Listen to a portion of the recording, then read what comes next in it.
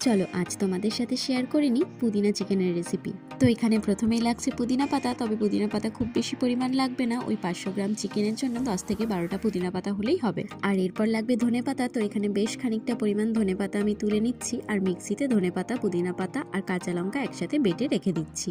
এরপর কড়াইতে তেল গরম করে আলুটাকে নুন আর হলুদ দিয়ে ভেজে তুলে রাখলাম। এরপর কড়াইতে আবার তেল দিয়ে তেজপাতা, শুকনো লঙ্কা, গোটা জিরে, এলাচ, দারচিনি আর লবঙ্গ ফোড়ন দিলাম। আর তারপর কুচিয়ে রাখা পেঁয়াজগুলো এর মধ্যে দিয়ে অল্প একটু ভেজে মাংসটা দিয়ে দিলাম।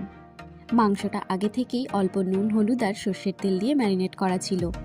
এরপর মাংসটা একটু ভেজে নিয়ে এর মধ্যে একে একে দিয়ে দিচ্ছি আদা বাটা, রসুন বাটা, জিরে গুঁড়ো, ধনে গুঁড়ো আর নুন।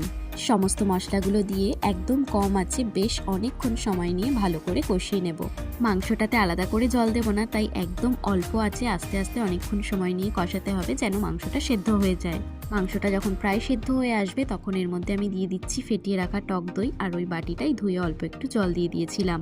এরপর আবার খানিকক্ষণ কষিয়ে নিয়ে নামানোর অল্প আগে ওই যে বেটে রাখা ধনেপাতা আর পুদিনা পাতাটা ছিল ওটা দিয়ে ভালো করে মিশিয়ে নেব। এরপর আর বেশিক্ষণ এটা জাল দেওয়া যাবে না, বেশিক্ষণ জাল দিলেই কিন্তু এর রংটা চলে যাবে। ওই 2-4 মিনিট মতো উনুনে রাখার পরেই কিন্তু এটা নামিয়ে নিতে হবে। বেশ, তাহলেই রেডি হয়ে যাবে আমাদের পুদিনা চিকেন। ব্যাস, আজকের মতো ভিডিও তাহলে এখানেই শেষ করছি। দেখা হবে নতুন একটি ভিডিওতে।